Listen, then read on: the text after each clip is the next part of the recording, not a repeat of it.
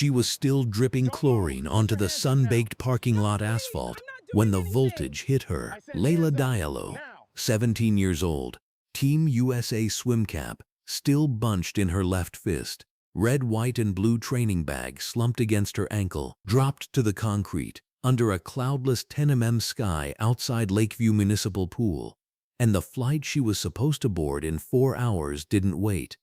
Officer Tyler Hurst, short-sleeved navy uniform creased like he'd ironed it twice, stood over her with the taser still raised, and his partner, Officer Nathan Briggs, was already reaching for zip ties like the credential card face down on the hot asphalt didn't say United States Swimming Junior National Team on it in bold red letters. What neither officer saw was the black SUV idling 12 feet away, window rolled halfway down, where Councilwoman Josephine Antwi had already pressed call on a number labeled USA Swimming Legal and was watching every single second. The credential card lay face down on the asphalt.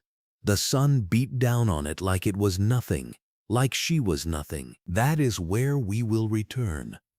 But first, you need to understand who Layla Diallo was before that parking lot tried to erase her. Welcome to Frost Folktales. This is where we tell the stories of those who were underestimated, dismissed, and targeted, yet chose courage over silence. If these stories move you, subscribe and be part of a community that refuses to let them fade into the background. Rewind 90 minutes. The sky above Lakeview Municipal Pool was still the deep, reluctant purple of early morning, the kind of sky that hasn't decided whether to become day yet. The parking lot was empty. The overhead lights inside the natatorium were already burning, throwing their signature electric blue-white glow through the high windows and out onto the pavement in pale rectangles.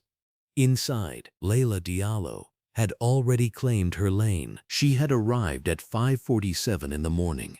She had a key. Head coach Calvin Mensah had arranged the private session 3 weeks in advance. A farewell set, he called it. The last time Layla Diallo would touch American water before she boarded a plane and represented the United States of America at the Junior World Swimming Championships. Coach Mensah couldn't make it to the early session himself, but he trusted her completely. He always had.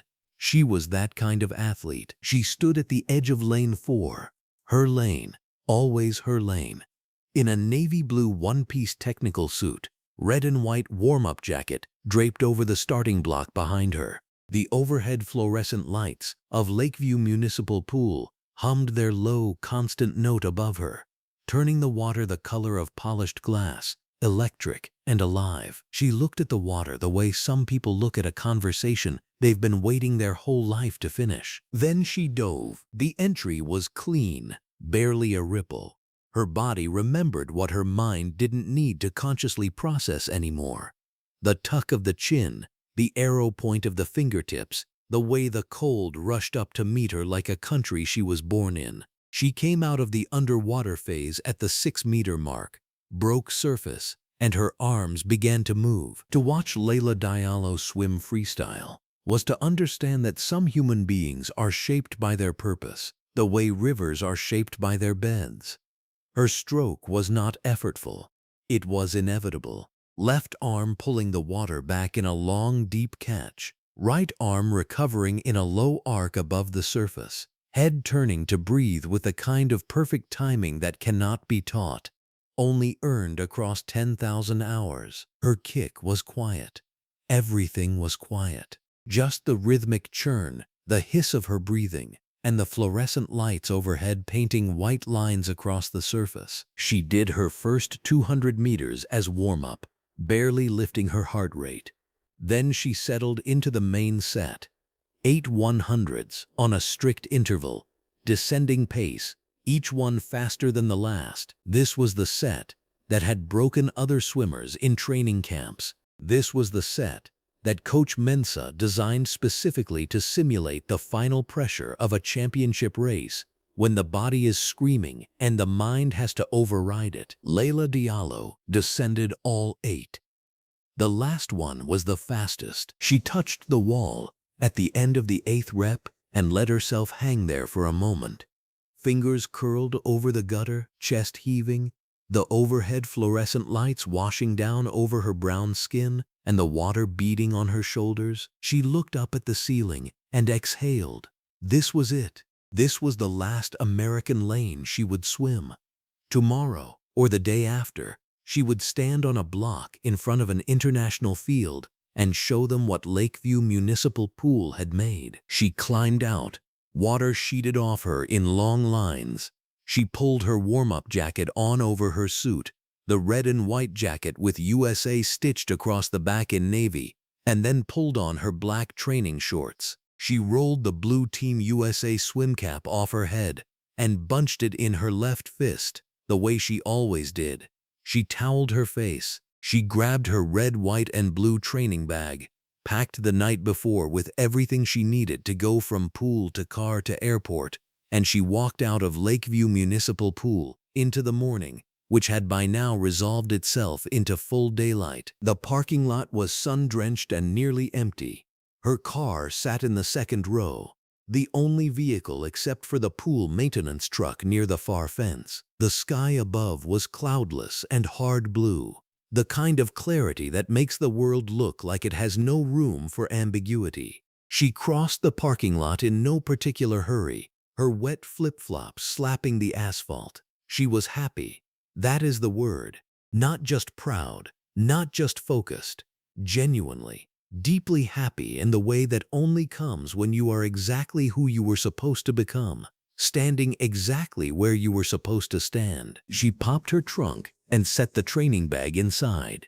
She was arranging its strap when she heard the engine. The patrol cruiser turned into the Lakeview Municipal Pool parking lot at 9:58 in the morning, moving slowly, the way cruisers move when they are not responding to something but looking for it. It rolled to a stop 20 feet from Layla Diallo's car, and both front doors opened. Officer Tyler Hurst got out first. He was a stocky man, early 30s, with a reddish complexion that the morning sun had already started to flush. His short-sleeved navy uniform was pressed with military precision, the crease in the sleeves visible even from a distance. His badge caught the sunlight. He didn't look around the way a person does when they're assessing an unfamiliar environment. He looked directly at Layla Diallo, and he walked toward her with the steady, unhurried stride of someone who has already decided what they are going to find. Officer Nathan Briggs came around from the passenger side, slightly behind and to Hurst's left. He was taller, quieter in his posture, eyes moving across the parking lot in a mechanical sweep before settling on her as well. Layla Diallo saw them coming. She stood up straight beside her open trunk and waited. The Team USA swim cap was still in her left fist. Chlorine was still evaporating off her skin in the morning heat, her jacket still carrying the faint dampness of the pool. She was 17 years old, and she was representing the United States of America in 4 hours, and she watched Officer Tyler Hurst close the distance between them and did not flinch. Hurst stopped 8 feet from her. He did not say good morning. He did not say excuse me. He looked at her the way someone looks at a problem they have been sent to correct, and he said, "Step away from the vehicle. Keep your hands where I can see them." Not a question, not an introduction, a command. Layla Diallo kept her voice level. "Good morning. Can I ask what this is about?" "Step away from the vehicle," Hurst said again. Same tone, same weight, like her question had not occurred. She stepped back from the trunk slowly, both hands visible, the swim cap in her left fist. "I'm a member here," she said. "I just finished a training session. I'm a competitive swimmer.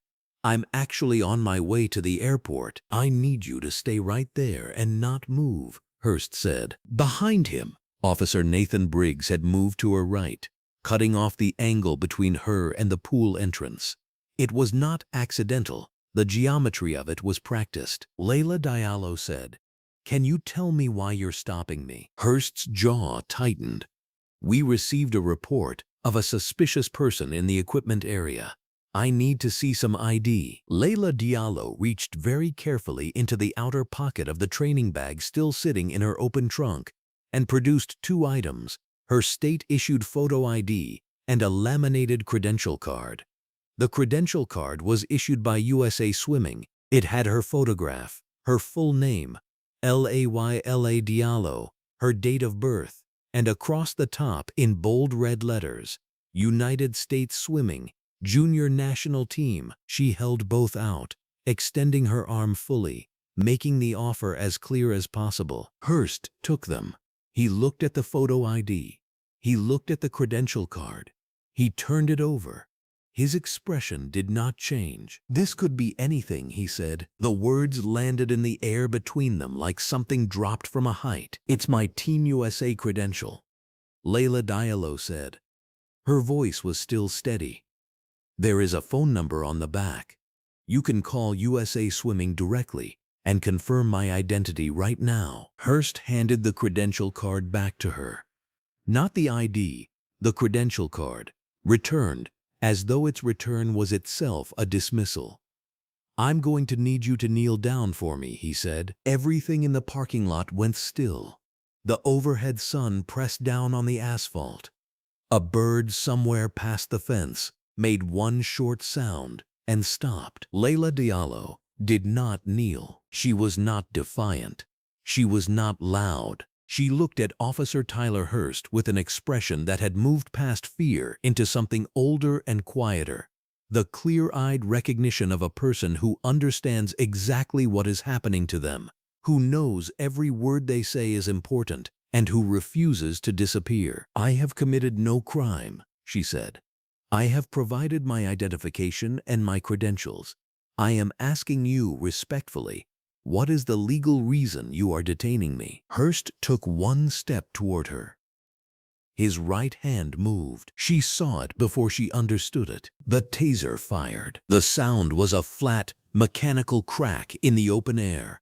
And then Layla Diallo, 17 years old, junior national champion, 5 hours from boarding a plane to represent the country whose name was stitched across her back, hit the asphalt. The Team USA swim cap fell from her left fist and landed beside her.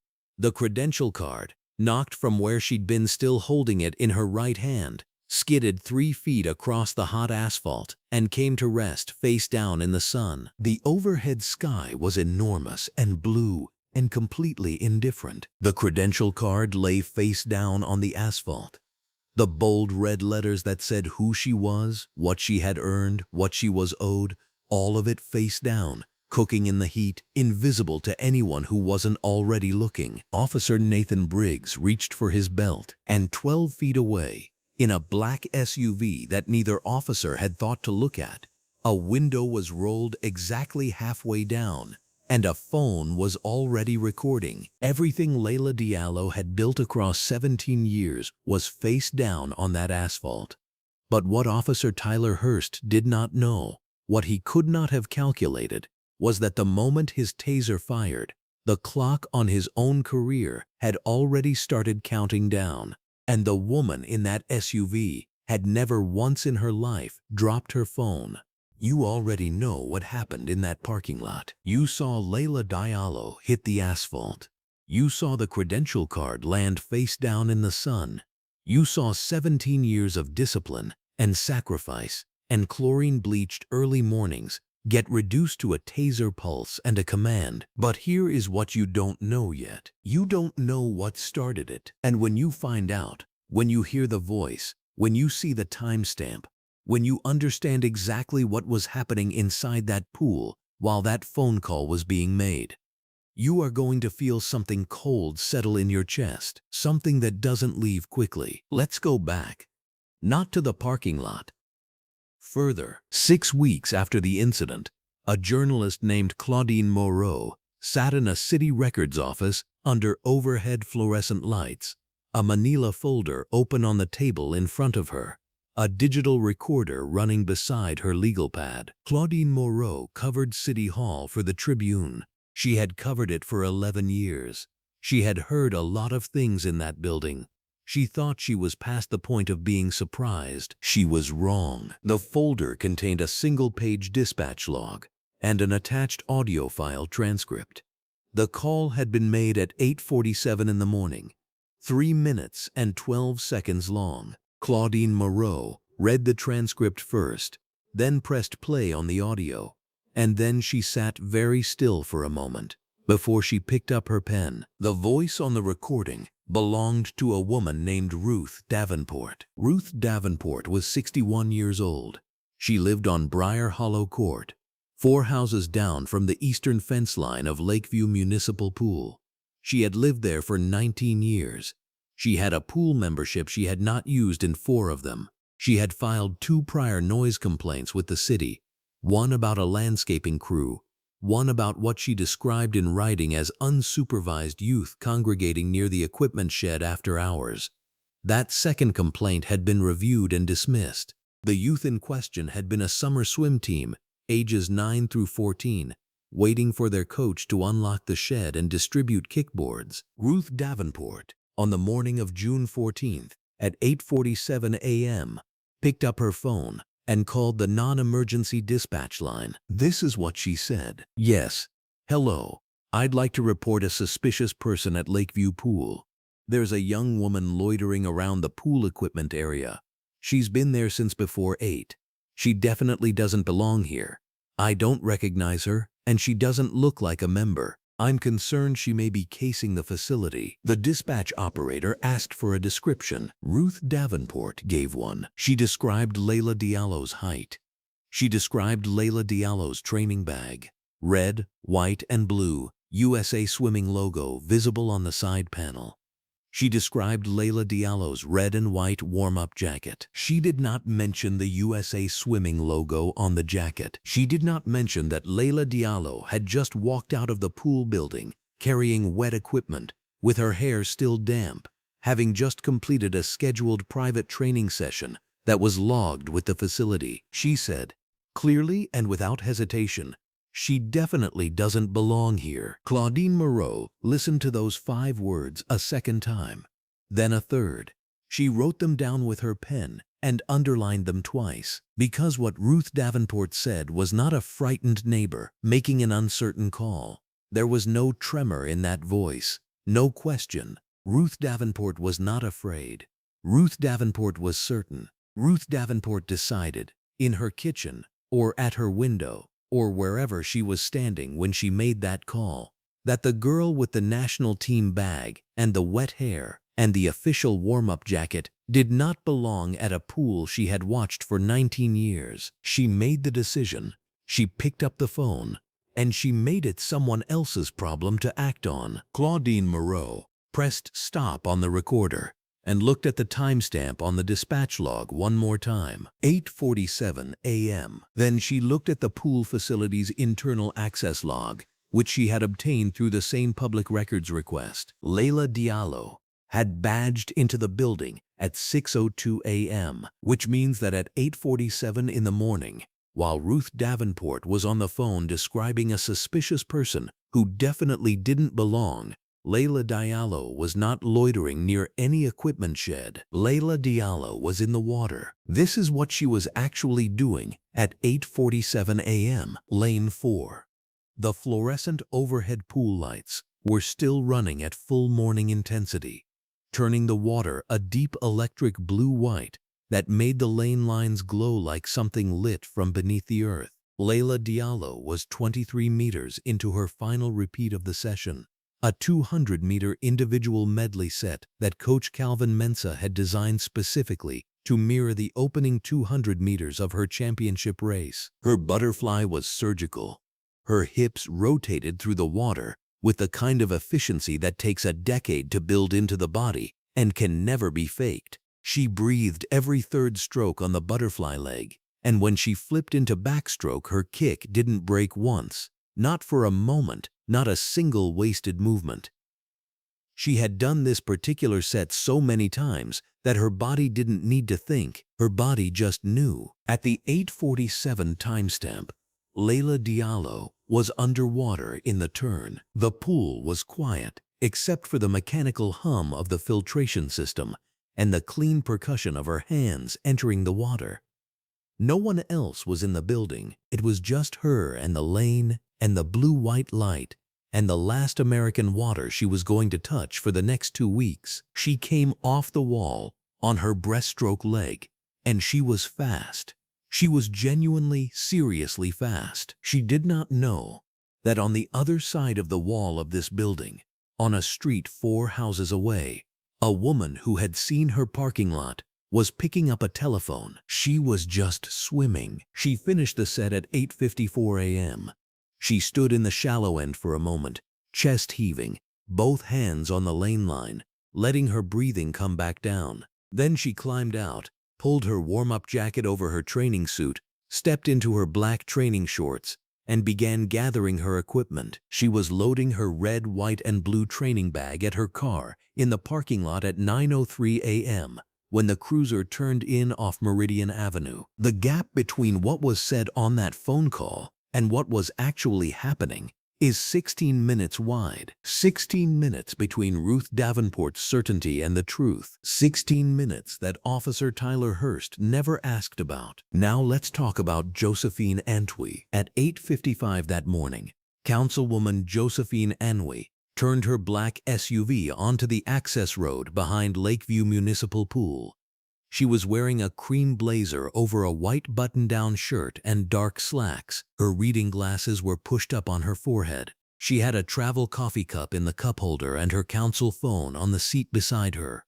She had promised Layla she would be there at 9 to drive her to the airport. She was early, as she almost always was, because being early was how she moved through the world. Always 2 steps ahead of whatever the morning planned to hand her. She pulled into the parking lot and found a spot near the entrance, facing the building, and put the SUV in park. She could see the side door from where she was sitting. She pulled out her phone to text Layla that she was outside. She had typed 3 words when she saw the cruiser. It came in from the north entrance, moving without urgency but without hesitation, and it rolled to a stop 20 feet from where Layla Diallo was standing at her car. Josephine Antwi watched it. She watched it the way a person watches something they recognize. Not the cruiser specifically, but the pattern, the shape of it. She had seen this shape before. She had heard it described in city council chambers in voices that shook and voices that didn't. She had read reports about it. She had voted on resolutions about it. She put her phone down in her lap and watched. Officer Tyler Hurst got out first, and the moment Josephine Antwi saw the way he moved, not toward the situation but at it, with his chin already set and his mind already made, she rolled her window down. Not all the way, halfway, enough to hear. She heard him say something to Layla. She watched Layla turn. She saw Layla's hand go to her bag, reaching for her credential card, the instinct of someone who has been trained to produce documentation and who believes that documentation will function as it is supposed to function. Josephine Antwi picked up her council phone. She did not call Marcus Diallo first. She did not call the precinct. She called Deborah Steinberg. Deborah Steinberg was the legal director of USA Swimming. Josephine Antwi had her number in her contacts because 3 months earlier, when Layla made the junior national team, Josephine Antwi had put every number in her contacts that she thought she might one day need. She had done it quietly, the way she did most things. The call connected on the second ring. Josephine Antwi said, clearly and without preamble, "Deborah, this is Josephine Antwi. I am in the parking lot of Lakeview Municipal Pool, and there are 2 officers approaching my niece Layla Diallo with what appears to be a pretextual stop. She has her credentials on her. I need you to stay on the line with me." There was a beat of silence. Then Deborah Steinberg said, "I'm here. Don't hang up." Josephine Antwi didn't hang up. She set the phone on the dashboard, speaker on, and she watched. She heard Layla's voice, calm, clear, formal, offering the credential card. She heard Tyler Hurst's response. She watched Nathan Briggs come around the side of the vehicle. She watched the geography of it tighten, and then she picked up her personal phone. She opened the camera. She positioned it against the window frame so that the frame of the car door would steady her hand. She made sure the image was clear. The morning sun was high and direct, and there was nothing obscuring what she was filming. No shadows, no obstruction, nothing but open asphalt under a wide blue sky. And her niece, standing beside her car, holding a credential card that two officers in short-sleeved Navy uniforms were refusing to read. Josephine Antwi had done a lot of things in her years on the city council. She had sat through 10-hour budget meetings. She had given speeches at 2 in the morning to empty chambers because she believed in the record. She had delivered bad news and hard news and news that needed to be said, even when no one in the room wanted to hear it. She had learned over those years to remove panic from her body, the way a surgeon removes a thing that doesn't serve the patient. Not deny it, remove it. Replace it with function. Replace it with purpose. Her hands were completely steady. Her face was stone. She heard Tyler Hurst's voice cut across the parking lot. "Get on the ground. Get on the ground right now." She saw Layla Diallo stand her full height. She saw her niece, 17 years old, Team USA swimmer, junior national champion, 6 hours from the flight of her life. She saw her stand there in the full 10 o'clock sun and refuse to collapse. She saw the dignity in it. She saw what it cost. Josephine Antwi raised the phone. She pressed record. Whatever happened next, she was going to have it. All of it. Every single second. 3 hours later, a dispatch log and an audio file would confirm what Tyler Hurst never once asked. Ruth Davenport made the call, but Tyler Hurst made the choice. And Josephine Antwi was 12 feet away with her phone pointed at all of it. The credential card was real. It had a holographic seal in the upper left corner. It had Layla Diallo's photograph, her at 16, hair pulled back tight, chin up, the kind of expression that belongs on a person who has already decided something about herself and does not intend to revisit the decision. It had the Team USA logo printed in red, white, and blue. It had her swimmer classification, her junior national ranking, and a contact number for USA Swimming's national office, printed in clean sans serif type along the bottom edge. Officer Tyler Hurst held it between 2 fingers like it was something he had found on the ground. "This could be anything," he said. Layla Diallo stood 4 feet in front of him on the sun-baked asphalt of Lakeview Municipal Pool's parking lot, wearing her red and white warm-up jacket over a white athletic tank top and black training shorts, her red, white, and blue training bag at her feet. The morning sun sat directly overhead now, no clouds to soften it, the kind of flat, hard light that leaves nowhere to hide. She had been standing here for 6 minutes. She had already shown Officer Hurst the credential card twice. She had already told him her name, her coach's name, the name of the pool's facility director, and the fact that she had a scheduled flight departing in less than 4 hours to represent the United States of America at the Junior World Swimming Championships. She had said all of this calmly. She had said all of this clearly. She had said all of this while Officer Nathan Briggs stood 12 feet to her left with his thumbs hooked in his belt, watching her the way a person watches something they have already decided about. "Sir," Layla said, and her voice was level, "that card is issued by USA Swimming, which is the national governing body for competitive swimming in the United States. There is a phone number on the bottom. You can call it right now." Hurst turned the card over. He looked at the back. He set it on the roof of her car without handing it back to her. "I'm going to need you to step to the front of the vehicle," he said. "I haven't done anything wrong." "That's not what I asked you." Layla did not move. Not out of defiance, though she had every right to be defiant, but because she understood, with a clarity that was settling over her like cold water, that every movement she made right now was going to be interpreted before it was observed. If she stepped forward, it would look like compliance with an unlawful order. If she stepped back, it would look like flight. She had read about this. She had heard about this. She had believed, somewhere in a part of herself she was not proud of, that credentials and composure and a record that could be pulled up on any smartphone in under 30 seconds would place her on the correct side of this particular equation. She was revising that belief in real time, standing on asphalt that was already warm enough to feel through the soles of her sneakers, with her Team USA credential card sitting on the roof of her car like it had been discarded. "What is the legal reason you are detaining me?" she asked. Hurst looked at Briggs. Something moved between them. Not a word, not quite a look.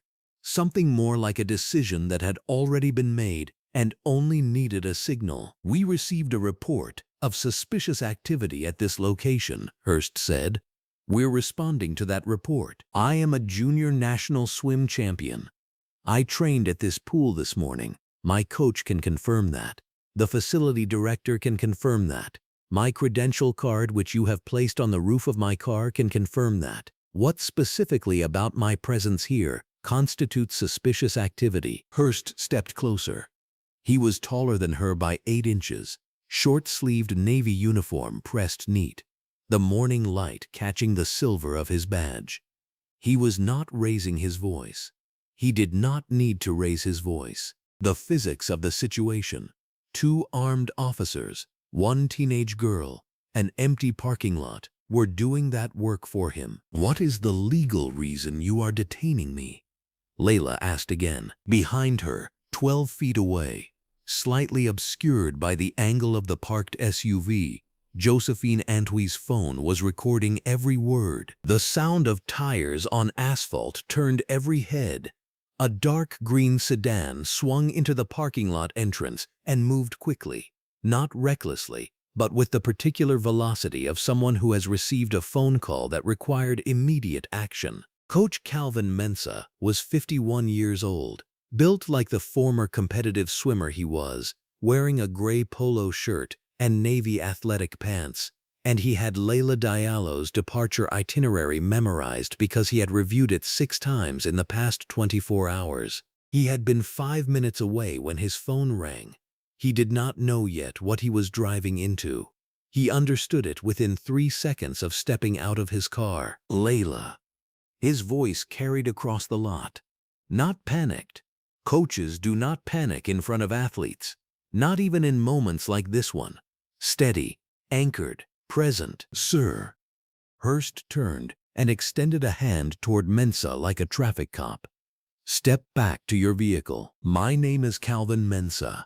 I am this athlete's coach. She is a Team USA junior national competitor. I can personally verify her identity and her credentials." I said step back. "She has a flight. Step back to your vehicle, sir, or I will add obstruction to this situation." Mensah stopped walking. He was 15 feet from Layla, close enough to see her face clearly, the way her jaw was set, the way her shoulders had not collapsed even under the weight of what was happening to them. She was looking at him, and he was looking at her, and the distance between them was 15 feet and felt like the length of something that could not be measured in feet. He reached into his jacket and produced his own credential, the official USA Swimming Coaching Certification card, with his photograph and accreditation level, and held it up. "Coach Calvin Mensah," he said, "USA Swimming Certified Coach, Level 4. This athlete is Layla Diallo. She is registered to compete internationally beginning 4 days from now. We have a flight today. I am asking you to verify her credentials and allow her to leave." Officer Nathan Briggs reached to the left side of his belt. What he came back with was not a radio. What he came back with were zip ties, held loosely, almost casually, the way a person holds something they expect to use in the next 90 seconds. Layla saw the zip ties. Something shifted in her. Not her posture. Her posture remained exact. Not her expression. Her expression remained controlled. What shifted was something behind her eyes, a change in the quality of her attention, the way a person looks when they have been hoping for one reality and have been delivered a different one with no ceremony, no apology, and no recourse visible from where they're standing. She had stood in starting blocks in front of thousands of people. She had felt fear in those moments, the particular sharp fear of a competitor who understands that the next several minutes will demand everything she has. She knew how to exist inside fear without being consumed by it. She was drawing on that knowledge right now with everything she had. Her voice, when she spoke again, had a tremor in it. Not the tremor of someone who is guilty, not the tremor of someone who is about to run, the tremor of someone who is 17 years old and has just understood, completely and without any remaining question, exactly what is happening to her and exactly why. "I am a United States athlete," she said. Her voice carried across the parking lot in the flat overhead light. Josephine Antwi, in the SUV 12 feet away, held her phone steady with both hands and did not blink. "I have my credentials." Hurst took another step toward her. His right hand dropped to his side, not to his radio, not to his weapon, but to the taser holstered on his right hip. His fingers rested there without gripping it, a gesture that was not yet a threat and was nothing but a threat. "I have done nothing wrong." The words hung in the dry morning air. Coach Calvin Mensah took a step forward and stopped when Briggs raised a hand. Josephine Antwi's phone was still recording. Deborah Steinberg, on the other end of the call, connected through Josephine Antwi's earpiece, was already speaking to a federal liaison. None of this had reached Layla yet. She was standing in the sun with her credential card on the roof of her car, and 2 officers in front of her, and her gym bag at her feet, and a flight departing from Terminal C at 1:47 in the afternoon. And the only thing she had to offer the world in this moment, her name, her card, her record, her coach, her word, had been refused, one by one, each refusal delivered with the particular calm of men who expected no consequence for what they were doing. Officer Tyler Hurst drew the taser. "On the ground," he said. Now, Layla Diallo did not get on the ground. She stood exactly where she was, hands visible at her sides, feet planted, chest open, not aggressive, not threatening, simply refusing to become what this moment was trying to make her. She was 17 years old, and she was a junior national champion, and she had trained in that pool since she was 9 years old, and she was 4 hours from an international flight, and she was not going to kneel on the asphalt of the Lakeview Municipal Pool parking lot for a reason that did not exist. Hurst fired. The sound was institutional, a hard, flat crack of electroconductive discharge. Layla's body did not fall so much as it was removed from standing, the neuromuscular interruption absolute and immediate, and she hit the asphalt in the full overhead sun with no ability to break her fall. Her training bag tipped over, the Team USA credential card slid from the roof of the car and landed face down on the hot blacktop 2 feet from where she lay. Coach Calvin Mensah's voice broke open across the parking lot in a sound that was not a word. It was something older than a word. Josephine Antwi's hands did not move. The phone kept recording. 73 seconds of footage that was about to become the most watched video in the country was still capturing everything. The credential card face down on the asphalt, Layla Diallo motionless in the overhead sun, Officer Tyler Hurst still holding the taser, Officer Nathan Briggs with the zip ties in his hand, and Coach Calvin Mensah standing at the edge of what he was allowed to do, which was nowhere near enough. On the phone in Josephine Antwi's ear, Deborah Steinberg said, "I have it. We have everything. Do not let them move her." And then, as though the world needed one more instrument of pressure to make this moment completely unbearable, a number appeared. 3 hours, 47 minutes.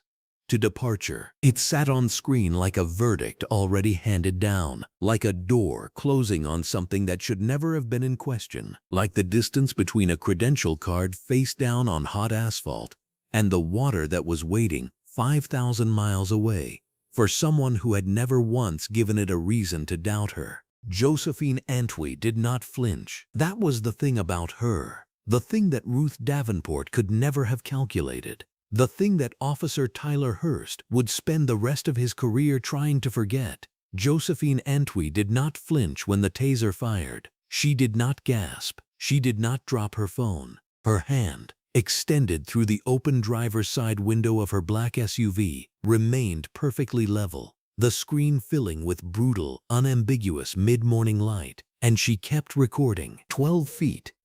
That was the distance between her front bumper and the spot where Layla Diallo hit the asphalt. 12 feet of open, sunlit parking lot, with no obstructions, no shadows, no excuses, no gray area, just a teenage girl in a red and white warm-up jacket and black training shorts, going down hard on hot pavement, while two uniformed officers stood over her, and one of them was already moving his hand back from the taser holster, like he needed to put distance between himself and what he had just done. "Do not hang up." Deborah Steinberg's voice came through Josephine Antwi's earpiece, firm and immediate. "I am calling our federal liaison right now. Do not let them move her without documentation. Do you hear me, Josephine? Do not let them move her." "I hear you," Josephine Antwi said. Her voice was a controlled flat line. It did not waver. Inside her chest, something was happening that had no name in any language she had ever been taught. A grief so sudden and so searing, it almost rewired itself into rage before it settled, finally, into something colder and more permanent than either. She looked at her niece on the ground. She looked at the credential card lying face down in the sun 6 inches from Layla Diallo's outstretched hand. She looked at Officer Nathan Briggs reaching toward the zip ties on his belt, and she thought, with absolute clarity, not today, not her, not one more inch. She opened the car door. She stepped onto the asphalt in her burgundy blazer and dark slacks, phone still recording, earpiece still carrying Deborah Steinberg's voice, and she walked toward the officers with the measured, unhurried stride of a woman who has stood at a podium and spoken truth into microphones so many times that her body simply defaults to authority when the moment demands it. "Stop," she said. One word. Not shouted. Placed. Officer Nathan Briggs stopped. His hand left the zip ties. Something in Tyler Hurst's jaw shifted.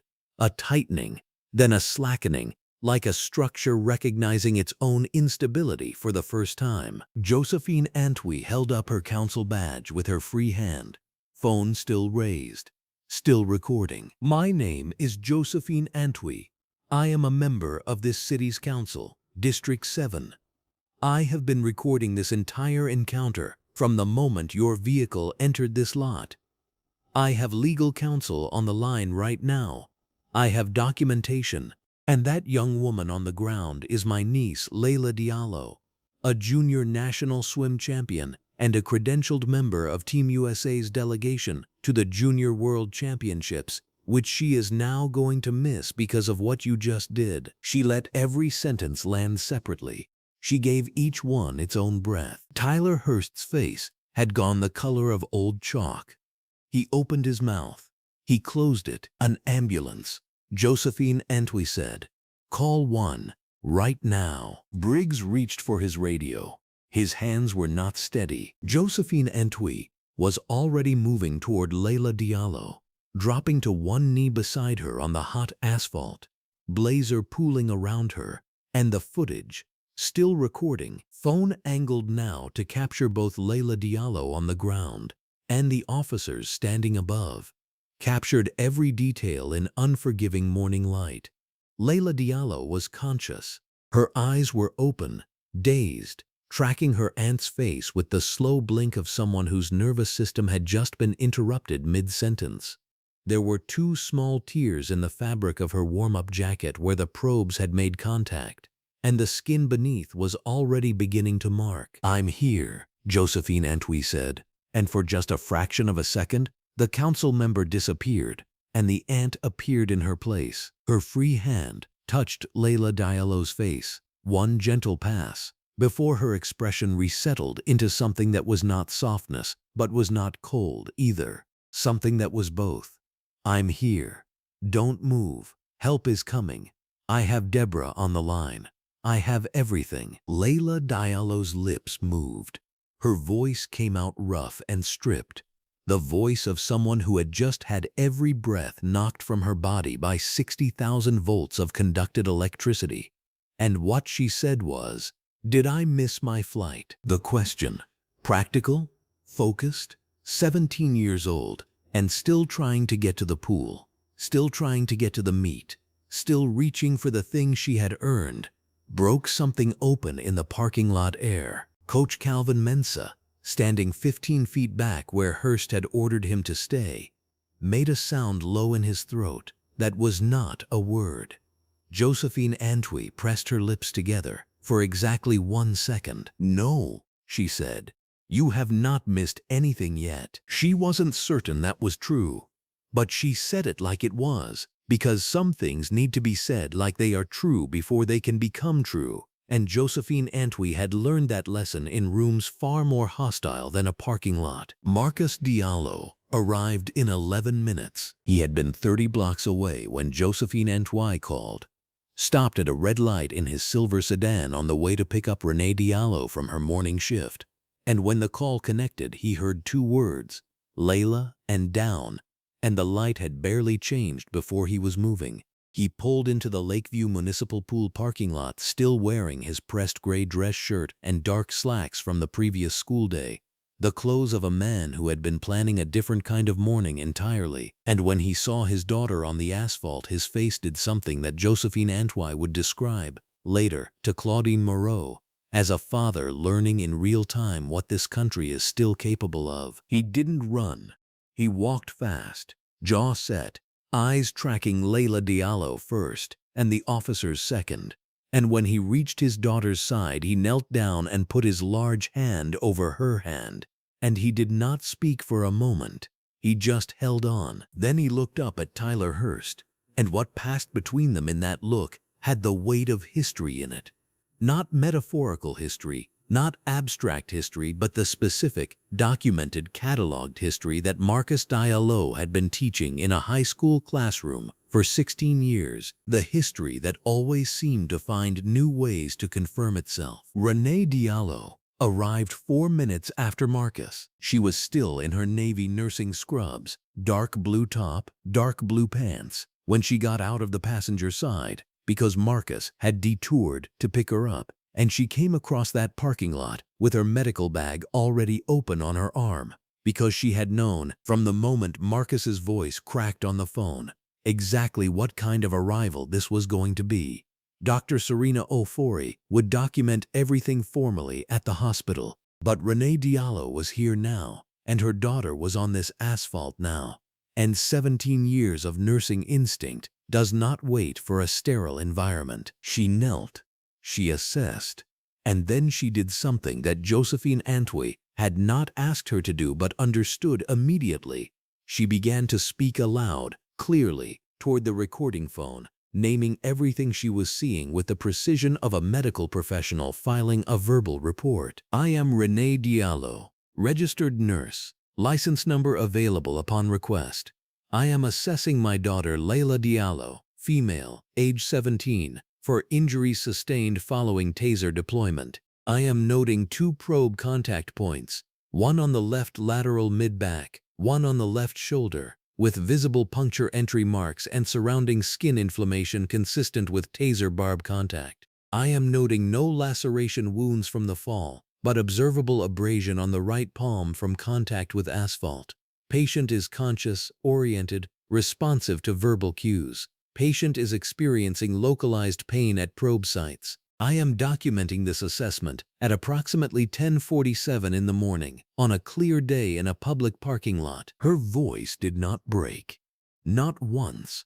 But her hands, when she touched the probe sites gently through the torn fabric of Layla Diallo's jacket, were the hands of a mother before they were the hands of a nurse. And Layla Diallo made a small, sharp sound and then steadied herself, and Renee Diallo steadied herself, and they looked at each other in the way that mothers and daughters look at each other when the world has done something to one of them that the other cannot absorb and cannot fix and cannot forgive. "You're going to be okay," Renee Diallo said.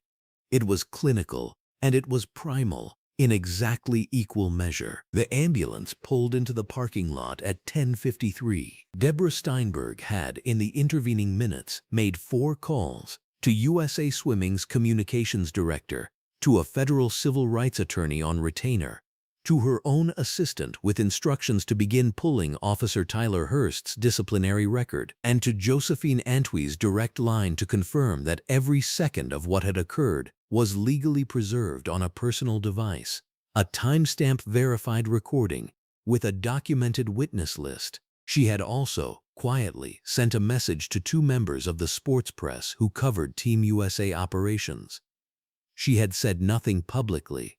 She didn't need to. She was building something methodical and irrefutable, and she was building it in real time, while Hurst's taser was still warm. The paramedics worked efficiently, professionally, and without incident. Layla Diallo gave them her verbal assessment with clinical precision, and they listened to her the way medical professionals listen to other medical professionals, which was the only small mercy that morning that arrived without having to be demanded. Layla Diallo was placed on a stretcher, still in her red and white warm-up jacket, still wearing the Team USA warm-up jacket she had pulled on an hour ago in a locker room, believing the hardest part of her day was already behind her.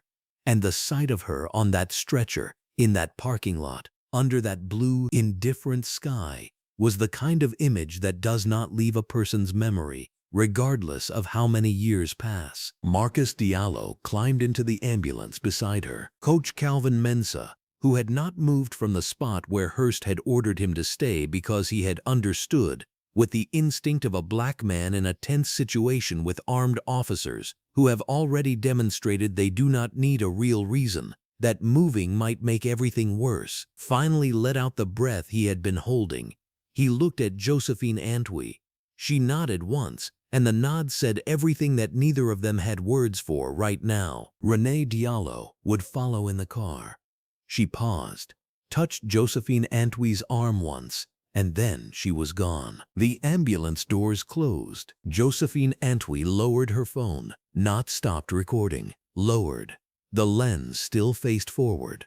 She turned, slowly and deliberately, and for the first time since she had stepped out of the SUV, she looked directly at Officer Tyler Hurst. She looked at him. He was still in his short-sleeved Navy uniform, pressed that morning like any other morning, and he was standing in full overhead sunlight with nowhere to go and nothing to say and no version of the next 60 seconds that was going to be anything other than what it was. His radio was quiet. His partner had taken 3 steps back. His taser was back in its holster, and the credential card, Layla Diallo's credential card, the card he had refused to read, was still lying face down on the asphalt between them. Josephine Antwi did not speak. She held his gaze. She gave him nothing, no anger he could call volatility, no tears he could call weakness, no words he could misquote or mischaracterize or file a report about later. She gave him only her eyes, steady and open and full of a reckoning, so complete and so quietly inevitable that Tyler Hurst looked away first. He looked away first. The ambulance turned out of the lot. Josephine Antwi raised her phone again, turned back to the camera and said, in a voice as clear and even as still water, "I have everything I need." She was not talking to him. The fluorescent lights above Bay 4 of Lakeview General's emergency department did not flicker. They held steady, cold and white. The kind of light that hides nothing and forgives nothing. The kind of light that makes everything look exactly as serious as it is. Layla Diallo lay on the examination table in a hospital gown, her red and white warm-up jacket folded on the chair beside her, her black training shorts still on beneath the gown because she had refused to surrender them completely. She was 17 years old. She had trained 6 days a week for 9 years. She had held her breath underwater longer than most adults could hold their composure in a difficult conversation. But right now, in this room, under these lights, she was holding absolutely still while Dr. Serena Ofori pressed 2 gloved fingers to the entry point on Layla Diallo's left side and spoke in a clear, deliberate voice that was designed to be heard by every person in that room and by the phone propped against the tissue box on the equipment tray. Entry wound, lateral torso, left side, approximately 4 centimeters below the rib cage. Dr. Serena Ofori said. Secondary probe mark, right upper thigh, consistent with standard taser deployment spread. Erythema present at both sites. Patient reports sustained muscular contraction during the event. I am documenting visible dermal trauma at time of examination. 11:57 a.m. Layla Diallo stood at the foot of the bed. She had arrived in scrubs because she had come from her own hospital shift and had not stopped to change. Her hands were clasped in front of her, and she was doing the thing that nurses do.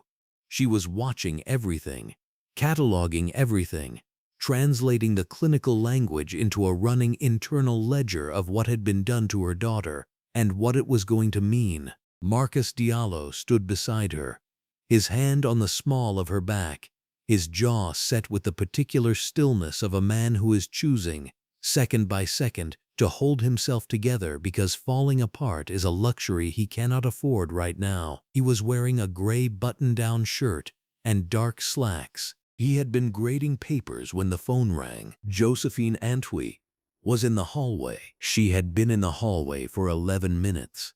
Not because she was excluded, but because she needed the width of a corridor and the noise of a working hospital between herself and the sight of her niece on that table. She stood with her back against the wall, one hand holding her phone, the other pressed flat against the painted concrete, and she was reading the message Deborah Steinberg had sent 4 minutes ago. The message said, "Legal reviewed the full footage. Posting is protected. Post it. Now. Uncut. Full 73 seconds. One sentence of caption only. I will handle any blowback. Post it." Josephine Antwi looked at the video file on her phone. She had watched it twice already. The second time, she had not been able to watch the last 12 seconds. She opened her council account. She typed the caption, 7 words. She read them once. She posted the video. The caption read, "This is what happened to my niece inside the precinct on Meridian Avenue." The building was loud with the particular noise of a Tuesday mid-morning. Phones, printers, the low percussion of desk chairs rolling on tile floors. Captain Gareth Simmons was in his office on the 2nd floor, a room with 2 overhead fluorescent panels and a single window that looked out onto the parking structure. He was wearing his full dress uniform, navy jacket over a white button-down shirt, because he had a budget meeting at City Hall at 2 o'clock. He was eating a sandwich and reading through a facilities request when Detective Pauline Rao knocked twice and pushed his door open without waiting. She held out her own phone. The screen was already playing. Captain Gareth Simmons set down his sandwich. He took the phone. He watched the video. He watched Officer Tyler Hurst approach a young woman loading a bag into the trunk of a car in a sun-bright parking lot. He watched Hurst speak to her. He watched the young woman hold up a credential card. He watched Hurst ignore it. He watched Coach Calvin Mensah arrive and get waved back. He watched Nathan Briggs produce zip ties. He watched the young woman say something directly into the frame, and the audio was clear. The daylight was unobstructed. There was no atmospheric confusion about what was happening. And then he watched the taser deploy and watched Layla Diallo hit the ground. 73 seconds from the moment Hurst approached the vehicle. The video ended on a static frame. Layla Diallo on the asphalt, credential card face down in the sun 3 feet from her outstretched hand. Captain Gareth Simmons watched it a second time. Then he set the phone down on his desk, very carefully, the way a person sets something down when they are managing an impulse. And he picked up his desk phone and dialed Tyler Hurst's number. It rang 4 times. Voicemail. He hung up. He opened his desktop and pulled up that morning's patrol log submissions. Hurst had filed his report at 11:08 a.m., 41 minutes after the incident. Captain Simmons had not read it yet. He read it now. The report described the responding officers arriving at Lakeview Municipal Pool parking lot in response to a trespassing complaint. It described the subject, listed as female, late teens, no initial identification produced, as uncooperative and combative. It described the subject as having refused repeated lawful instructions to present identification and comply with officer commands. It described the taser deployment as having been made necessary by the subject's escalating resistance and refusal to comply. The words combative appeared twice. The word aggressive appeared once. The phrase officer safety appeared in the final paragraph. The report had been submitted under Tyler Hurst's badge number. At the bottom of the submission form, in the field labeled reviewed and acknowledged by shift supervisor, there was a name and a timestamp. The timestamp was 11:22 a.m. The name was Sergeant Dennis Foley. Captain Gareth Simmons reached for his phone again. His face had not changed expression since Detective Rao had handed him her phone. It had not changed because he was 51 years old, and he had been doing this long enough to know that the expression that wanted to come to his face right now would not help him. He dialed Sergeant Foley's extension. 40 minutes after Josephine Antwi posted the video, her phone rang. She was still in the hospital corridor, now sitting in one of the plastic chairs near the vending machine alcove, her legs crossed, her back straight. She looked at the screen. The number was one she recognized immediately. Councilwoman. Claudine Moreau's voice was unhurried, precise, the voice of a woman who had learned not to perform urgency because real urgency speaks for itself. I'm looking at your post right now. We need to talk. I know, Josephine Antwi said. I'm going to need your full account, on record, everything from the moment you arrived in that parking lot. I also need the name on the dispatch call. Do you have it? I have the timestamp, Josephine Antwi said. The call came in at 9:41 a.m. I have already filed a public records request for the dispatch audio. You will have what I have as soon as I have it. There was a brief pause on the line. Claudine Moreau said, the video has 43,000 views right now. It is going to be at 100,000 before I get off this call. Josephine Antwi looked at the wall across from her. She said, her flight departs in 19 minutes. There was nothing Claudine Moreau could say to that. She did not try. Gate C-12 at Hartsfield Regional Airport was boarding its final group at 12:14 p.m. The departure board above the gate listed the flight number, the destination city, and the status, boarding. A gate agent collected boarding passes with the brisk automation of someone who had done it 10,000 times. Seat 14A, assigned to Diallo, L, remained empty. The agent scanned the last boarding pass. The jetway door closed at 12:21 p.m. The plane began to push back from the gate at 12:26. In Bay 4 of Lakeview General's Emergency Department, Dr. Serena Ofori was finishing her documentation when Layla Diallo's phone, sitting on the equipment tray beside her folded jacket, began receiving notifications. The screen lit once, then again, then did not stop.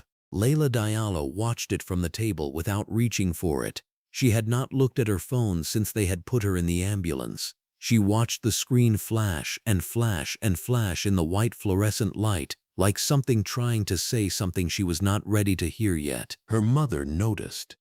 Renee Diallo picked up the phone and looked at the screen. She looked at it for a long moment. Then she carried it to the table and held it so Layla Diallo could see the number in the notification banner without having to take it. 112,000 views. The number was already obsolete by the time the words had formed in Renee Diallo's mind. Layla Diallo looked at the number. She said nothing. The hashtag formed the way hashtags form, not from a single source, but from a simultaneous convergence of people who all saw the same thing and reached for the same words at the same time. By 12:30 p.m., 3 local news desks had clipped the video and posted it to their own accounts with breaking banners. By 12:40, USA Swimming's verified account had reposted Josephine Antwi's original post with a 2-sentence statement that read, "We are aware of the incident involving one of our junior national team members. We are in contact with her family and our legal team, and we will have a full statement shortly. The repost added 300,000 eyes to the video in under 20 minutes. Claudine Moreau was at her desk at the Tribune building by 12:50, going through pool membership records on one screen and the dispatch log timestamp on the other, building the architecture of what she already knew was a story that went further than one parking lot. There was a name in a pool complaint filed 6 months earlier. She typed it into the property records database. She found an address. The address was 4 blocks from Lakeview Municipal Pool. At the precinct, the phone at the front desk had rung 47 times in the last hour. The desk officer had stopped writing down names. In his office, Captain Gareth Simmons had watched the video a 3rd time. He had spoken to Sergeant Foley. He had spoken to the department's legal counsel. He had not yet spoken to Tyler Hurst, because Tyler Hurst had still not answered his phone. He had spoken to the assistant city manager, who had called him before he could call her.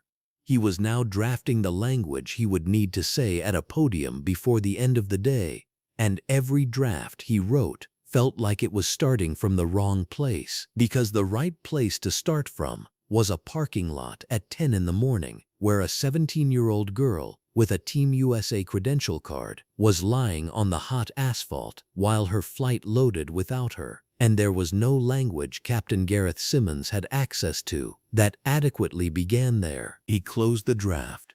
He opened Tyler Hurst's patrol report again.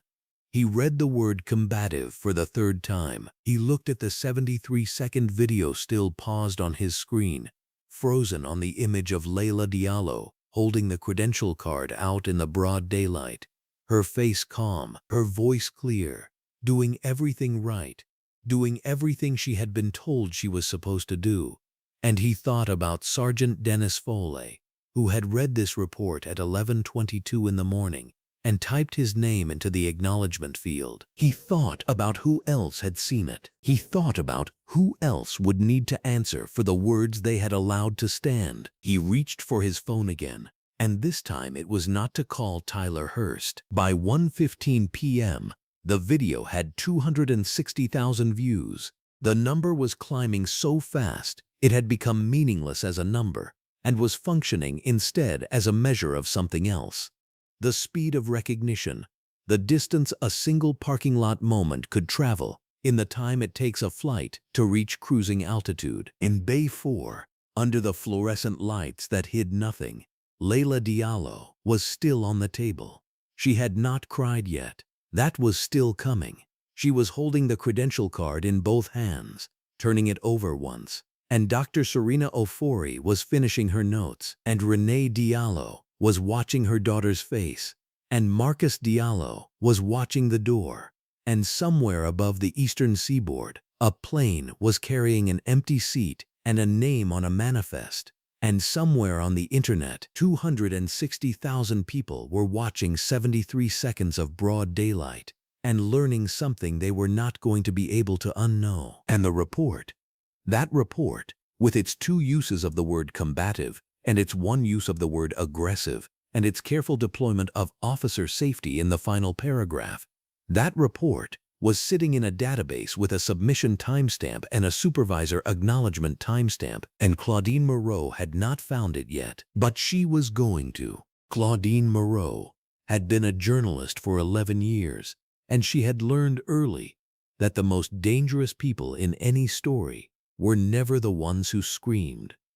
They were the ones who were certain, the ones who picked up the phone without hesitation, whose voices carried no tremor because they had never once considered that they might be wrong. She sat at her desk in the newsroom under the overhead fluorescent banks that buzzed their low, constant hum, her laptop open, her recorder charged, and 2 hours worth of social media alerts stacking up in a column down her right screen. Josephine Antwi's video had broken past 200,000 views 20 minutes ago. Claudine Moreau was not watching the view counter. She was listening to something far more important. She had the dispatch audio file open in her editor software. The waveform stretched across the screen like a mountain range. The public records request had come through Josephine Antwi's office at 11:47 that morning, filed with surgical precision less than 2 hours after Layla Diallo hit the asphalt. The councilwoman had not wasted a single minute on shock. By the time Layla Diallo was being loaded into the ambulance, Josephine Antwi was already building the paper trail that would make this impossible to bury. The dispatch recording was 41 seconds long. Claudine Moreau pressed play for the 4th time. The caller's voice was measured and unhurried. The voice of a woman reporting something she considered entirely routine. No alarm in it, no breathlessness, a deliberate, even tone that somehow made it worse, because deliberate meant chosen. The caller said a suspicious young woman was loitering around the pool equipment area, that she definitely did not belong here, that something should probably be done. 41 seconds. That was all it had taken. Claudine Moreau cross-referenced the pool's membership database, which the city's public records office had confirmed was accessible under the Open Municipal Records Ordinance. Lakeview Municipal Pool was a city-funded facility. Its membership list was public information. She filtered by residential address within a half-mile radius of the pool and ran the name against the complaint logs she had already pulled from the city's community services filing system. The name surfaced in under 4 minutes. Ruth Davenport. Address on Birchwood Crescent, 4 blocks from the pool. Member since 2019. And there, 6 months earlier, logged in the dismissed complaints file, a complaint filed under the same name. Reported subject: youth congregating in the pool parking lot. Complaint status: reviewed and dismissed. Insufficient grounds. No action taken. Claudine Moreau leaned back in her chair and stared at the ceiling for exactly 3 seconds. Then she picked up her phone and dialed. The line rang 4 times and went to voicemail. She left a professional, measured message identifying herself, her outlet, and the nature of her inquiry. She said she was giving Ruth Davenport the opportunity to comment before publication. She thanked her and hung up. 8 minutes later, she called again. It rang once and went silent. Not voicemail. Declined. Claudine Moreau made a note in her file. She waited 12 minutes, giving the source time to reconsider, the way her editor had taught her. Give them a door. Most people eventually open it because silence requires more courage than talking, and most people do not have that kind of courage. She called a 3rd time. Ruth Davenport picked up on the 2nd ring. Before Claudine Moreau could speak, she delivered the required consent notification that the call was being recorded for journalistic accuracy and logged the timestamp. Then she asked her question simply and without editorial weight. She asked Ruth Davenport what had prompted her to call dispatch that morning about the young woman at the pool. There was a pause, not a long one. Then Ruth Davenport said, in that same measured, unhurried voice from the dispatch recording, in that same tone of total certainty, that she had simply been trying to keep the neighborhood safe. Claudine Moreau wrote the quote down in full. Twice, she thanked Ruth Davenport and ended the call. Then she sat very still for a moment, with both hands flat on her desk, under the fluorescent lights, while the newsroom moved around her, phones ringing, keyboards going, someone's police scanner murmuring from 3 desks over. She thought about a 17-year-old girl in a red and white warm-up jacket, chlorine drying on her skin, credential card in hand, standing in a sun-bright parking lot with her whole future clipped to her bag. She thought about 41 seconds. She thought about the phrase keeping the neighborhood safe, and what neighborhood meant, and what safe meant, and whose body had absorbed the consequences of that certainty. Then she opened her draft and started writing. Across the city, in the 3rd-floor conference room of the Lakeview precinct, Captain Gareth Simmons was having the worst afternoon of a 22-year career. The conference room had a long rectangular window that let in full natural afternoon daylight, and under those combined fluorescent and skylight conditions, There was nowhere to hide the expression on his face. He had watched the video 3 times. Not because he needed to watch it 3 times to understand what had happened. He had watched it 3 times because some part of him had been searching for an angle, a frame, a moment where the story became something other than what it was, and that moment did not exist. 73 seconds of clean, unobstructed, broad daylight footage. A teenager in a warm-up jacket holding her credentials. An officer who never read them. He had Hurst's patrol report open on the desk in front of him. The language in it was precise, in the way that trained officers learn to make language precise. Uncooperative, combative, refused verbal commands, posed a potential threat. The report was dated this morning, time-stamped 40 minutes after the incident, signed by Hurst and co-signed by Briggs. Every single word was a lie that now had 73 seconds of evidence against it. Simmons picked up his desk phone and made 2 calls in sequence. He kept them short. He told both officers to come in immediately, not in uniform, and that this conversation was not optional. He did not raise his voice. He had learned long ago that the moment you raised your voice, you had already lost control of the room. He put the phone down, stood up, and looked out the window at the afternoon light falling across the precinct parking lot, thinking about how much paper was about to land on his desk before this day was over. At Lakeview General Hospital, in a room on the 2nd floor, where the overhead fluorescent panels cast their clean, even light across white walls and a pale blue curtain, Delegate Antwi Darko sat in the chair beside his wife and had his laptop open on the rolling tray table. He was a tall man in a charcoal blazer and dark slacks, and he had the particular stillness of someone who had spent years in rooms where stillness was its own form of authority. He had driven straight to the hospital from a legislative session 3 counties over, still in his session clothes, and had not said very much since arriving. He had kissed his wife on the cheek. He had looked at Layla Diallo in the hospital bed, at the documented probe entry points on her left torso that Dr. Serena Ofori had photographed and logged with the precision of someone who understood exactly what she was building. And then he had sat down and opened his laptop. The emergency legislative letter was now 4 paragraphs long and growing.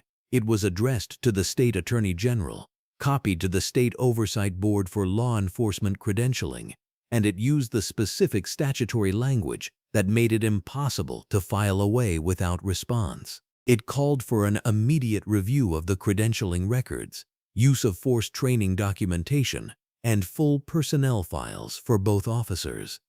It attached Josephine Antwi's video as a linked exhibit. It was thorough and it was cold, and it had the particular quality of language written by someone who was furious, but who understood that fury deployed through the correct legal channel was exponentially more dangerous than fury expressed in a raised voice. Josephine Antwi sat across the room in a straight-back chair, her phone in her hand, speaking quietly to Deborah Steinberg. The view count had crossed 300,000. A statement was coming from USA Swimming's executive director before 4 p.m. Marcus Diallo stood near the window in a gray Henley top and dark jeans with his arms folded across his chest, watching his daughter. He was a history teacher. He spent his professional life teaching young people to understand that the mechanisms of injustice were not ancient and abstract. They were operational and present, and they had consequences that fell on actual bodies, in actual places, on actual days. He had known this with his whole mind for his entire career. Standing in this room, watching his daughter under fluorescent light with sensor pads on her skin and a probe entry mark on her side, he was knowing it with something older and deeper than his mind, something that did not have a clean academic name, and he was keeping it contained behind a composed face because he understood that right now his daughter needed to see composure. Renee Diallo sat on the edge of Layla's bed. She was still in her Navy nursing scrubs from the morning. She had not had time to change, had received Marcus's call mid-shift, and come directly. She was holding Layla's hand the way a mother holds a hand, not demonstratively, just steadily, her thumb moving in a small, slow arc across her daughter's knuckle. Layla Diallo had not cried yet. She had been calm in the parking lot, calm in the ambulance, calm through triage, calm through Dr. Ofori's documentation, calm while her parents arrived, and her aunt made calls, and her uncle typed legislative language 12 inches from her feet. She had answered every question asked of her with clear, complete sentences.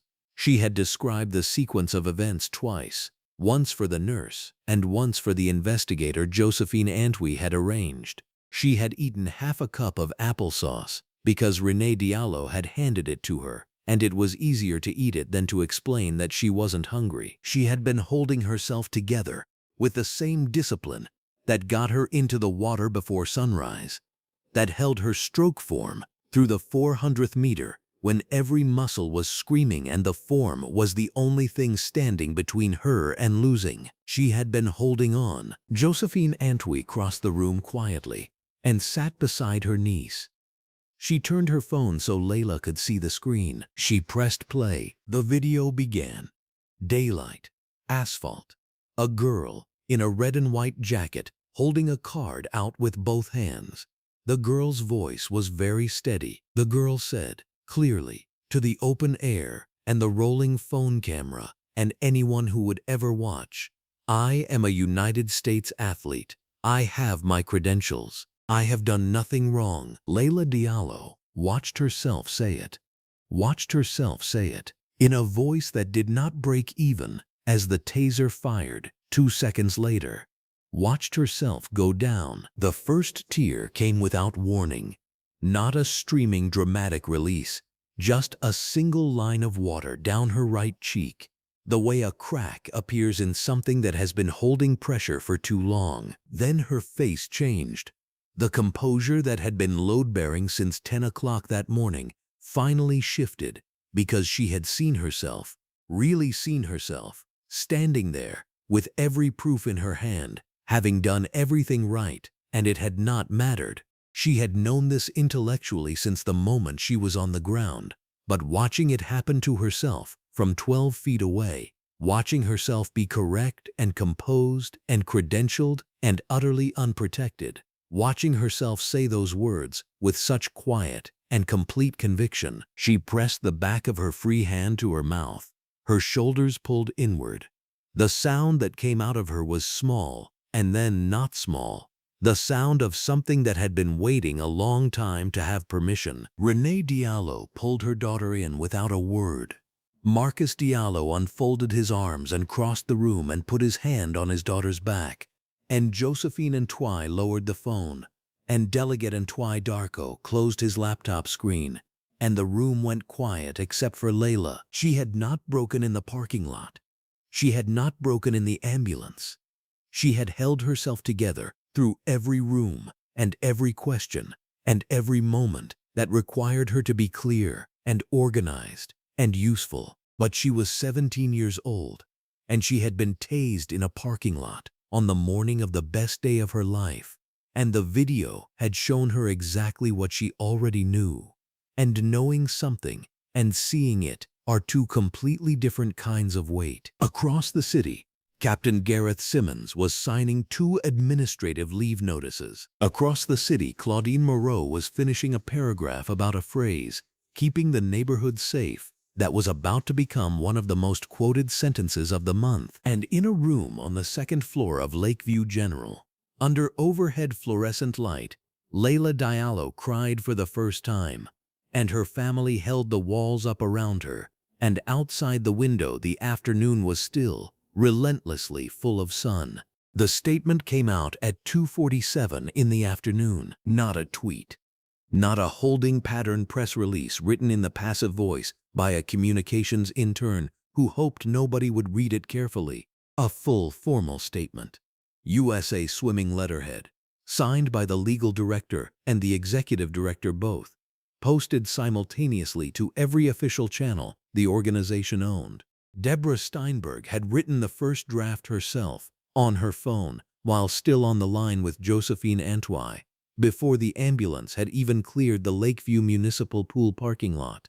She had been waiting 5 hours to release it. She had used every one of those 5 hours to make it impossible to walk back. The headline read, USA Swimming Condemns Unconscionable Act of Discrimination Against Junior National Champion Layla Diallo. Not alleged incident.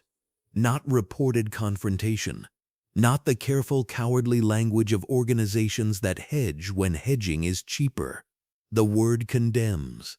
The phrase unconscionable act. The name Layla Diallo in the first sentence, not buried in the third paragraph after 3 sentences about the organization's values. Deborah Steinberg appeared on camera 11 minutes later, standing outside USA Swimming's Colorado Springs office in a gray blazer and black slacks, natural afternoon light cutting sharp across the frame behind her. The sky, a clean pale blue. She did not look like someone reading prepared remarks. She looked like someone who had been ready for this moment long before it arrived. Layla Diallo is one of the finest junior athletes this country has produced in a generation, she said. She was on her way to represent the United States of America.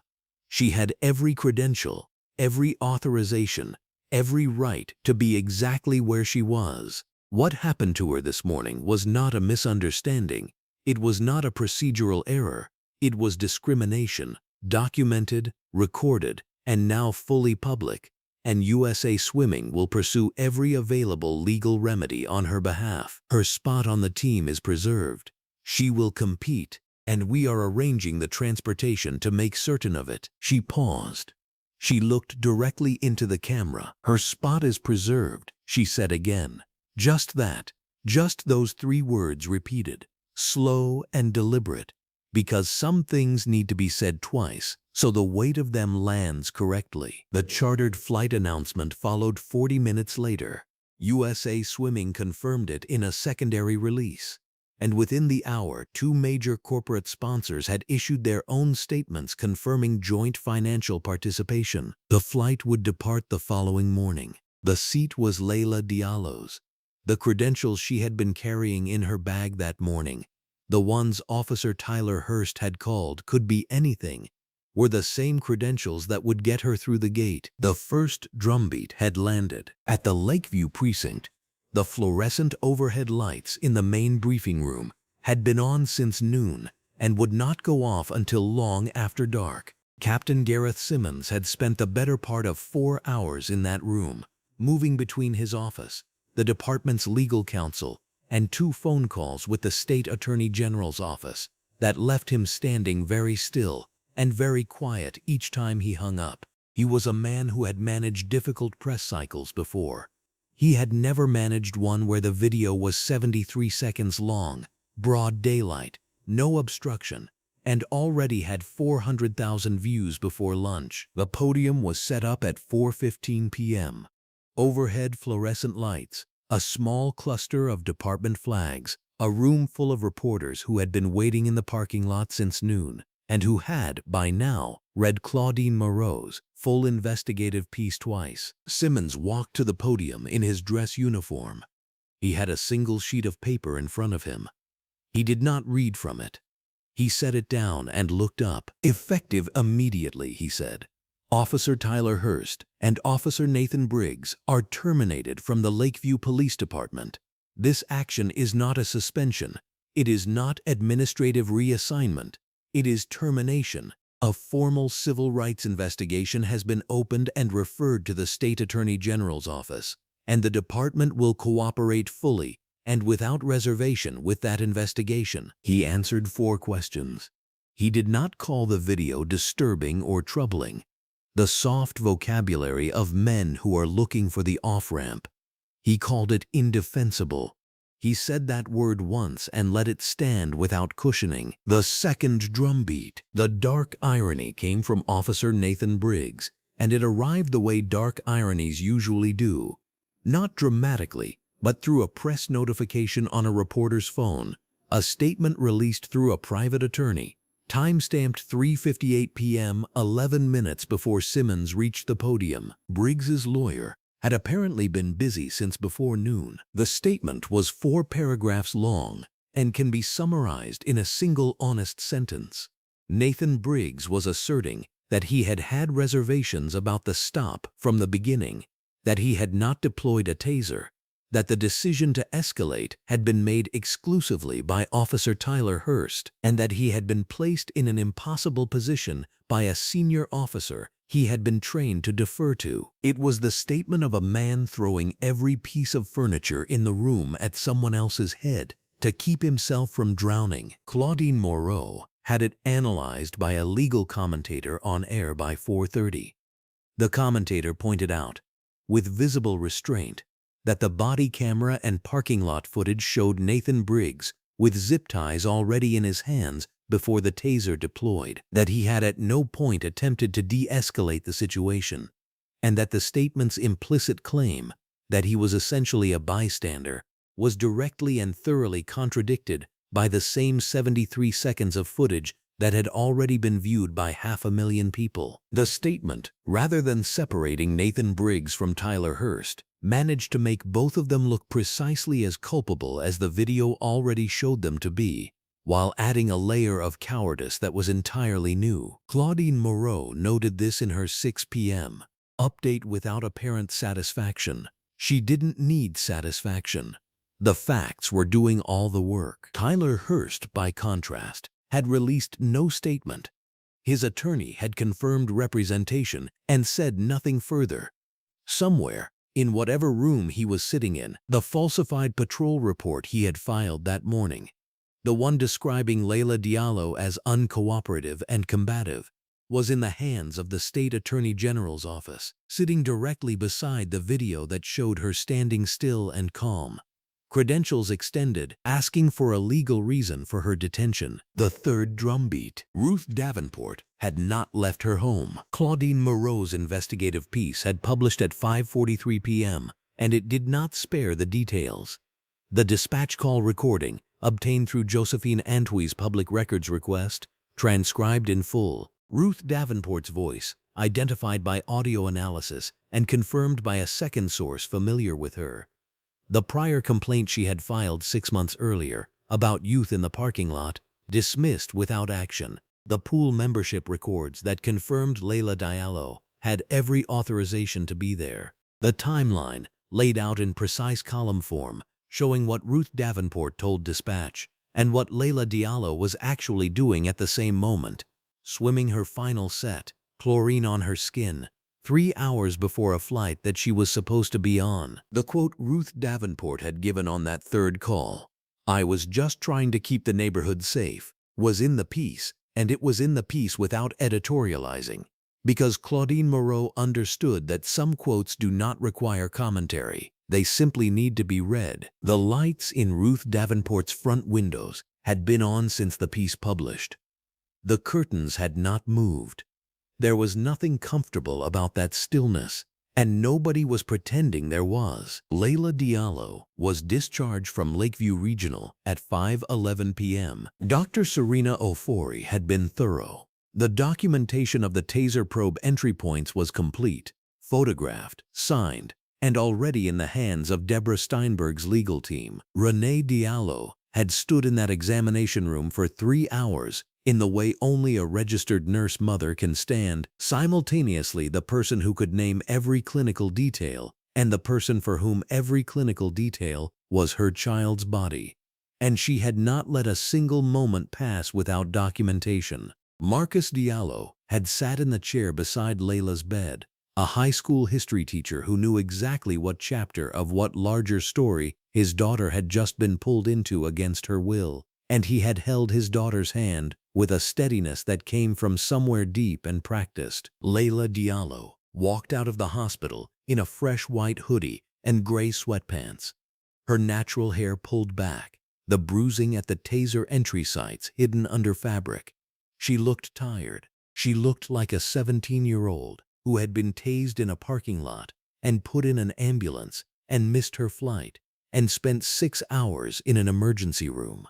She also looked, and this was the thing that was harder to articulate, like someone who had not been reduced. She walked to the car, the way she walked everywhere, with the particular physical confidence of an elite athlete who has spent years understanding what her body can endure. Marcus Diallo's arm went around her shoulders the moment they cleared the automatic doors. Renee Diallo walked on her other side. No one said anything in the parking lot. The afternoon light was going gold and long, the sky holding its last hour of direct warmth, and the three of them moved together through it toward the car. The living room of the Diallo home was warm. The television above the fireplace was on. The press conference was running. Captain Gareth Simmons at the podium. Fluorescent light overhead.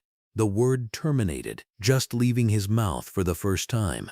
Marcus Diallo sat on the couch with his arm around Layla, who was watching the screen with the particular focus of someone memorizing something, cataloging it, filing it somewhere permanent. Josephine Antwi was in the armchair to the left, phone still in her hand. Deborah Steinberg's name the most recent in her call log. Delegate Antwi Darko sat beside her, the emergency legislative letter already drafted, already sent, already in the inboxes of 6 relevant committee chairs. Renee Diallo was in the kitchen, and the sound of her moving in there, the quiet, steady, purposeful sound of a woman taking care of her family, came through the doorway and made the room feel inhabited in the best possible way. The television showed Simmons saying terminated a second time, this time in response to a reporter's follow-up question, confirming it with the same flat directness. Layla watched. She had watched the video of herself earlier, on Josephine Antwi's phone in the hospital. 6 hours ago, the footage she hadn't known was being taken. Herself standing in the parking lot in her red and white warm-up jacket and black training shorts, credential card extended, voice controlled, saying, "I am a United States athlete. I have my credentials. I have done nothing wrong." She had cried watching it, the first time she had cried since the parking lot, the tears coming not from self-pity but from something more complicated, from seeing herself clearly, from witnessing her own dignity in the moment it was being attacked, from the strange and devastating experience of watching yourself be right and be disbelieved simultaneously, and knowing that 73 seconds of daylight had made the truth undeniable. She was not crying now. She was watching the screen with dry eyes and Marcus Diallo's arm across her shoulders. And when Simmons finished and stepped back from the podium, and the reporters began shouting follow-up questions into the space he left, she let out a long, slow breath that had been held, in some form, since 10 a.m. "The flight's tomorrow," Marcus Diallo said quietly. Not a question, just a fact he was placing in the room, gently, the way you place something down without wanting to startle anyone. Layla nodded. She reached up and put her hand over his, her father's hand on her shoulder, and kept her eyes on the television. "I know," she said. Outside, the sun was 40 minutes from the horizon. The sky going deep amber and rose, the kind of light that makes ordinary things look like they were built to last. Somewhere across the city, the Lakeview Municipal Pool sat locked and quiet, its overhead fluorescent lights off for the first time all day. The water in Lane 4, still and flat and waiting. Layla Diallo was not a victim in this room. She was a champion who had been attacked and who had survived it, and who had, by the simple act of remaining exactly herself, calm, credentialed, unbroken, given the truth everything it needed to do its work. The press conference ended. The screen cut to an anchor at a desk. In the kitchen, Renee Diallo set 2 cups down on the counter, and the sound of it was small and domestic and completely devastatingly real. The chartered flight lifted off at 7:42 in the morning under a sky the color of hammered bronze, and Layla Diallo did not look back. She sat in the 3rd row, white long-sleeve Team USA warm-up top pressed crisp against her shoulders, navy training pants folded neatly at her ankles. Her red, white, and blue training bag sat in the overhead compartment, and clipped to the front pocket of that bag, visible, deliberate, pointing outward like a declaration, was her credential card. Not tucked away, not buried beneath towels and goggle cases and protein bars. clipped right there where anyone could see it, where she could see it. It was armor now. She had decided that somewhere between the hospital discharge and the chartered gate, somewhere between her father's arm around her shoulder and the sound of Captain Gareth Simmons announcing names at a podium, the card that Officer Tyler Hurst had refused to read, the card that had lain face down on burning asphalt while she shook against the ground. That card was hers. It had always been hers. She wore it like she knew it. Coach Calvin Mensah sat across the aisle in a navy quarter-zip and black track pants, a yellow legal pad open on his knee, though he had not written a word in the last 40 minutes. He kept glancing at Layla Diallo the way you glance at something extraordinary that you are still learning to believe. He had been at the scene. He had shouted her name and been ordered back. He had stood 6 feet away from the worst moment of her young life and been able to do almost nothing. He carried that.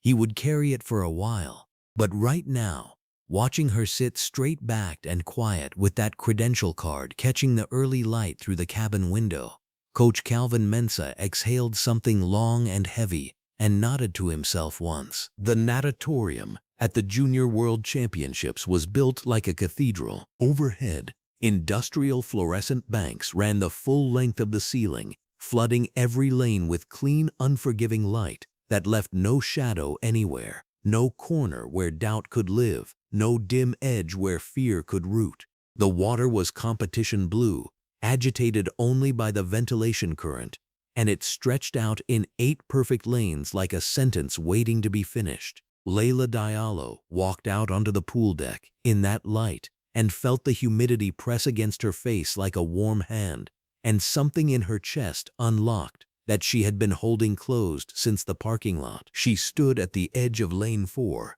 and looked down. Coach Calvin Mensah appeared at her left shoulder, close enough that his voice would reach only her. He did not give her a strategy review. He did not recite her split times or remind her about her underwater dolphin kick or tell her anything technical at all. He said, "You came here because you belong here. You swim because it is yours. Nobody granted you this water, Layla. You found it. You go find it again right now." She did not respond. She did not need to. She pulled her goggles down over her eyes and felt the world go narrow and precise. The starting block was warm under her feet from the lights above. Around her, 7 other girls from 7 other countries stood at their own blocks. And the natatorium went the particular kind of quiet that only happens in the seconds before a race. A held-breath quiet. A cathedral quiet. A quiet that means something enormous is about to move through the room. The starter's beep split the air like a clean crack of light. Layla Diallo left the block. The cold hit her like a full-body exhale. Immediate, absolute, honest.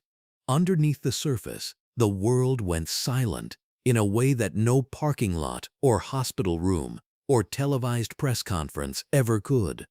Down here there was only physics, only her lungs and her arms and the blue-lit dark and the wall at the end of the lane.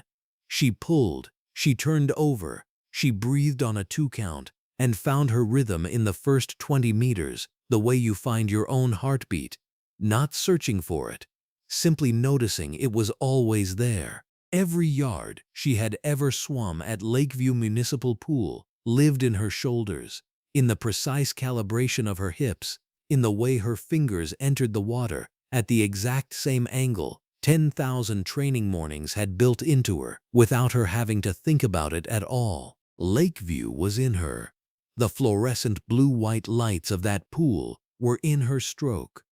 What happened in that parking lot was in her too, not as damage, but as fuel, as the kind of cold fury that burns clean and long. She swam the last 50 meters on something that was not training and was not talent alone. She swam it on every second she had been made to feel like she did not belong in the spaces she had earned. She touched the wall. She looked up at the scoreboard under a wide skylight, pouring natural daylight down into the natatorium like it had been waiting all morning to say something. And the number beside her name sat in first place. On the medal stand, The gold was heavier than she expected. She held it in both hands for a moment before they placed it around her neck, and when she looked up into the stands and into the cameras beyond the stands, she did not perform anything. She was simply present. She was simply there. Josephine Antwi was on her feet in the third row of the spectator section, both hands pressed to her mouth. Across the ocean, in a kitchen with a laptop open on the counter, Marcus Diallo and Renee Diallo held each other and watched their daughter stand in the light. On the wall above Layla Diallo's childhood swim ribbons, in a frame her father had made the night before the flight, her credential card hung like a quiet proclamation. The only place they could never take from her was the water, and she had always known how to find her way home in it. You just heard a story that history tried to overlook. If it stayed with you, take a second to stand with it. Subscribe, share, and help us keep telling the stories that deserve light, not silence.